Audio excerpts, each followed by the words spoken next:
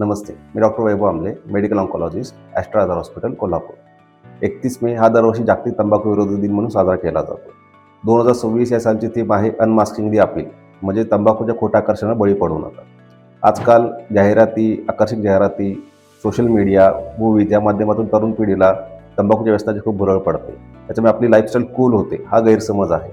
पण त्याच्यामागचे हेल्थ हॅझार्ड्स आपण लक्षात घेतले पाहिजे. भारतात दरवर्षी 13 लाखपेक्षा जास्त लोकांचा मृत्यू तंबाखूजन्य पदार्थांमुळे होतो.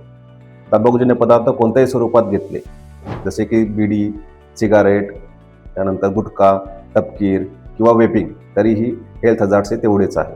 तंबाखूजन्य पदार्थांचे सेवन केल्यामुळे कॅन्सर, हृदयाचे आजार, किडनीचे आजार असे विविध आजार आपल्याला होऊ शकतात. तंबाखूजन्य पदार्थांमुळे तोंडाचा कॅन्सर होण्याची शक्यता, जठराचा कॅन्सर, अन्ननलिकेचा कॅन्सर, फुफ्फुस, स्वादुपिंड याच्यासोबतच स्तनाचा आणि बीजंडाचा कॅन्सर होण्याची शक्यता कित्येक पटीने वाढते. तंबाखूजन्य पदार्थ सेवन तुम्ही कितीही प्रमाणात केले, अगदी एक सिगारेट जरी डेली ओढत असाल तरी 15 ते 20 जनुकीय बदल पेशींमध्ये होतात. त्याच्यामुळे कॅन्सर होण्याची शक्यता खूप पटीने वाढते. तंबाखूजन्य पदार्थाचे सेवन कमी ठेवले किंवा अवॉइड केले तर आपण कॅन्सर होण्याची शक्यता कित्येक पटीने कमी करू शकतो. तुम्ही जर तंबाखूजन्य पदार्थ खात असाल किंवा त्यांना व्यसन असेल तर ते कमी करण्यासाठी सगळ्यात महत्त्वाचे आपल्या मनावर ताबा पाहिजे.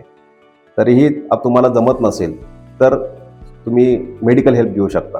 काही औषध आहेत, निकोटीन पॅचेस, निकोटीन गम्स, या पदार्थाचा वापर करून तुम्ही तंबाखूचं व्यसन पूर्णपणे टाळू शकता.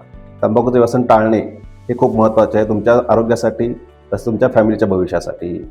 त्या तंबाखूजन्य पदार्थ टाळा, आपली हेल्थ चांगली करा. धन्यवाद.